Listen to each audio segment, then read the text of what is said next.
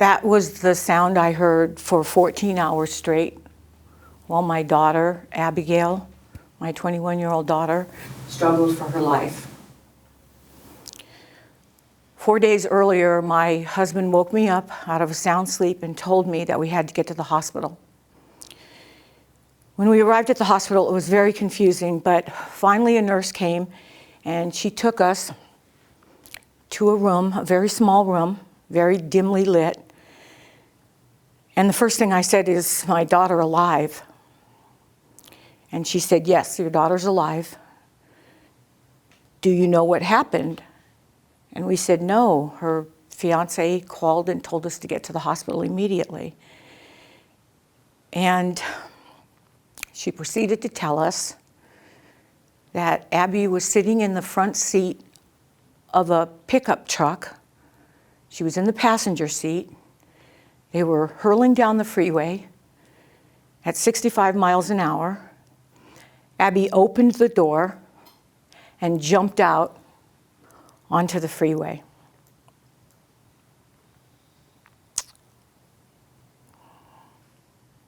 I said that I needed to see my daughter.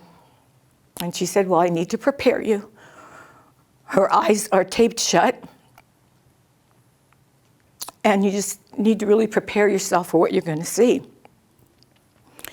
So she led us to the emergency room, and I looked, and there was my daughter laying there. She had IVs in both arms, and she had a tube down her neck, and the life support system was to the left of her, and it was making this hissing and clicking sound. I went up to Abby, and in her ear I said, "Abby, wake up." There was nothing. They took Abigail to ICU, and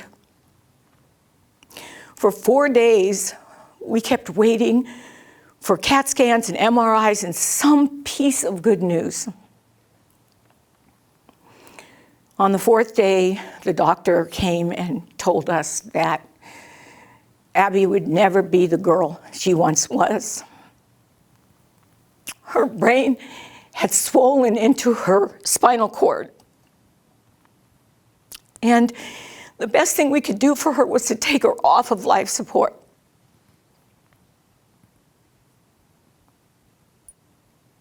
It was the hardest decision I ever made. But when I looked at her, I knew she wouldn't want to stay the rest of her life in bed on life support. So I whispered in her ear that I was going to let her go home. And they call it the procedure when they're taking someone off life support. So they did the procedure, and that struggling for breath started, that sound.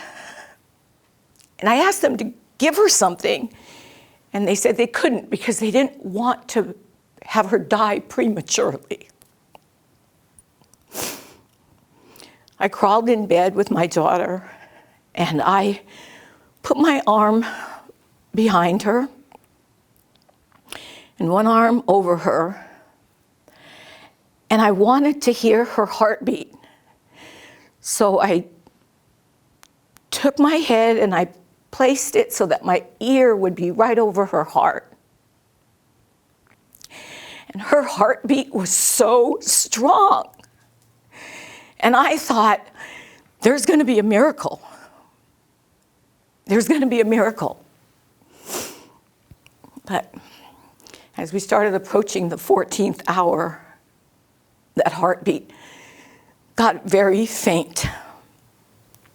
And at the 14th hour, there it was, the last heartbeat. And my daughter, in a blink of the eye, went from being alive to being dead. And everything in my life changed.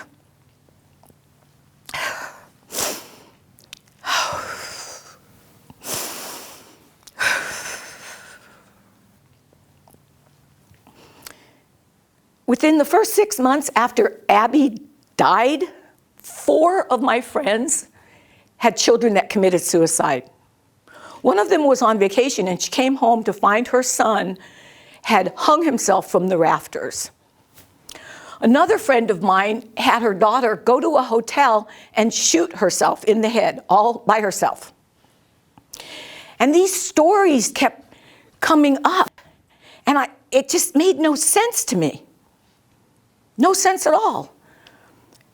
I was receiving texts and emails and phone calls, and people were even messaging me on my Facebook asking me, could I help a friend of a friend whose child committed suicide?